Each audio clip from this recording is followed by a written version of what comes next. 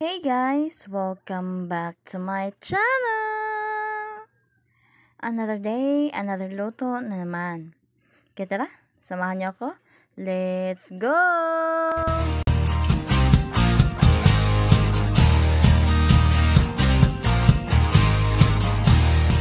Before we start, I would like to thank all of my subscribers, viewers, silent viewers. Thank you so much for always supporting my channel.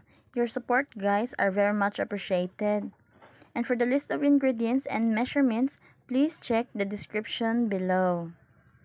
Pagod ka na ba sa pabalik-balik na ulam? Try mo itong ulam na ito, napakasarap and murang-mura lang ay yung magagasto. Kung ano ang mga ingredients natin, tapusin mo ang video na ito para malaman mo. Meron po tayo ditong isang breast part po ng chicken. Nabili ko po ito sa halagang 18 pesos. Tanggalan ko lang po itong balat dahil ang gagamit lang po natin dito ay yung kanyang pinaka-meat. At slice lang po natin ito into cubes na maliliit. And sa vegetable naman po pala na gagamitin natin dito guys, ay gagamit po tayo dito ng cauliflower, ng carrots, at ng chayote. Dahil nung nakaraan po ay bumili po ako ng cauliflower and nagluto po ako ng cauliflower with egg. May natira po sa cauliflower dahil naparami po yung bili ko. Kaya naisipan ko na po itong lutuin bago pa ito mabulok. At ang kagandahan po nitong ating lulutuin po na dish ay masarap na po siya and healthy pa. At hindi ka na mapapagastos pa ng mahal.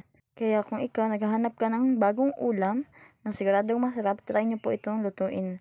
Siguradong hindi po kayo magsisisi. Talagang masarap po talaga ito. Ayan, na-slice ko na po itong ating chicken into dice. At matapos po natin itong i-slice ang chicken, ay ilagay po natin ito sa isang bowl. And budburan po natin ito ng kaunting asin para po may lasa na po siya.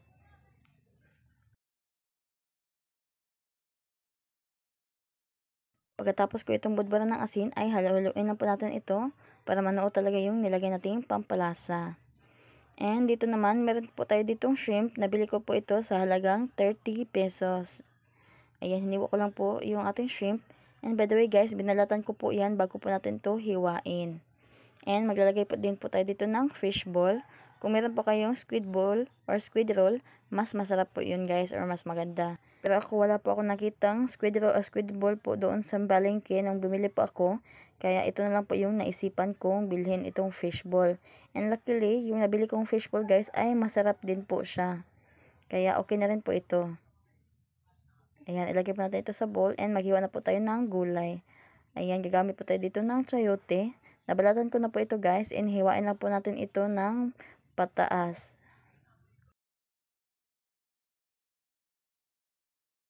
Matapos natin itong hiwain ay iset aside po muna natin ito. And sunod naman natin hiwain itong ating carrots. Ganun lang din ang pagkahiwa guys. Hiwain nyo lang din ng pataas at maninipis.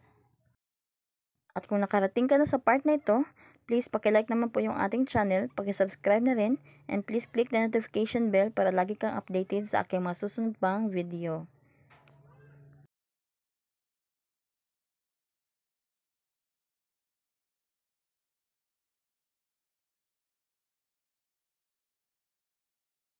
Matapos natin itong hiwain ay gagamit din po tayo dito ng isang onion. By the way guys, nakapaghiwa na rin po pala ako dito ng kaunting bell pepper. And isunod po natin hiwain itong ating garlic para panggisa.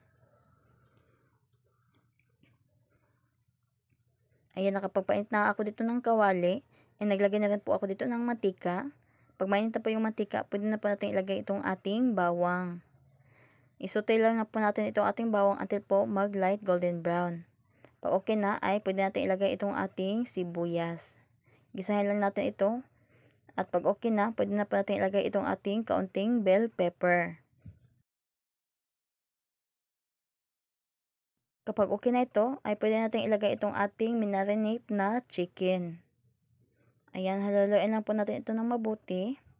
At pag okay na, ay takpan po muna natin ito at lutuin po ng mga ilang minuto.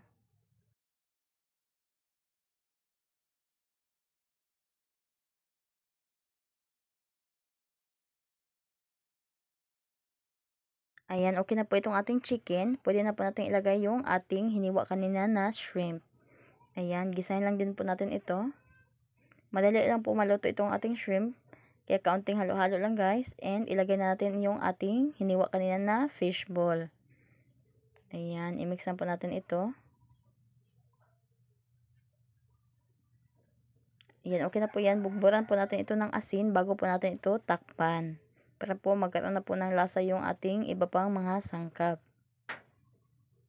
Ayan, pagkatapos mo natin itong lutuin ng mga ilang minuto, ayan, pwede na po natin ilagay yung hiniwa po natin kanina na gulay. Ang gulay po na nilagay ko dito guys ay cauliflower, chayote, and carrots. Hindi ko na po naipakita nung hiniwa ko po yung ating cauliflower. Ayan, i-mix lang din po natin ito ng maigi. And takpan po muna natin ito and lutuin po ito ng mga ilang pang minuto. Ayan, after 3 minutes, haluin muna natin ito ulit para maluto naman po yung mga kabilang sides po ng ating gulay. And ang gulay po na ito guys ay hindi po kailangan talagang lutong-luto dahil masarap po ang mga gulay na ito kapag half cook lang. And matapos po natin itong hiwain ay lagyan po natin ito ng kalahating baso po ng tubig. Ayan guys, kalahating baso na po yung nilagay ko kasi gagamitin din po natin yung kalahati mamaya.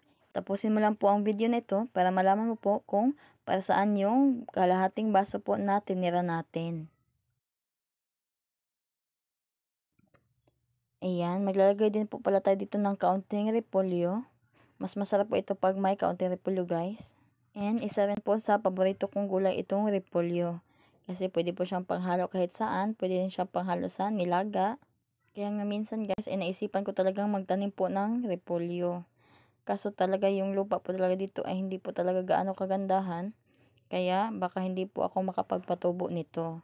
Kasi po yung lupa po namin dito ay mabato po siya and para po siyang panas or maanapog. Kaya minsan po ay bumibili po ako ng garden soil para po pagtamnan. Ayan, mabalik naman po tayo dito sa ating niluluto guys. Ayan, tinimplan ko na pala ito ng asin at paminta. Kayo po, pwede po kayong maglalagay ng ano pang seasonings na gusto nyo po. Pero ako, asin at paminta lang ay sapat na po dahil masarap na po itong ating niluluto. Ayan, at haluin lang po natin ito ng maigi para po yung ating nilagay na pampalasa ay matunaw at kumapit pa dito sa ating gulay. At ayan, tinakpan ko na nga yan at nayaan po ng ilang minuto. At pagkatapos po ng mga 2 minuto, ayan, ito na po yung kalahating baso po ng tinira po natin kanina na tubig. Nilagyan ko po yan ng 1 tablespoon po ng cornstarch. Yan po yung ilalagay po natin dito pang huli para po pang palapot medyo sa ating sabaw. Ayan, tingnan naman guys, oh, medyo malapot po yung sabaw. Ganyan lang po yung lapot na gusto po nating ma-achieve dito sa ating niluluto. And guys, tingnan naman, napakasarap na po nito. Ayan, takpan ko lang po ito and lutuin po natin ito ng mga another minute para po talagang maluto yung ating nilagay na cornstarch. And iserve na po natin itong ating stir-fry vegetables. And guys, ito na po yung ating stir-fry vegetables. Ayan, tingnan naman guys, napakasarap po nito. Try nyo na po itong lutuin, hindi po kayo magsisisi. Kaya yan lang po. Thank you for watching. Bye! God bless!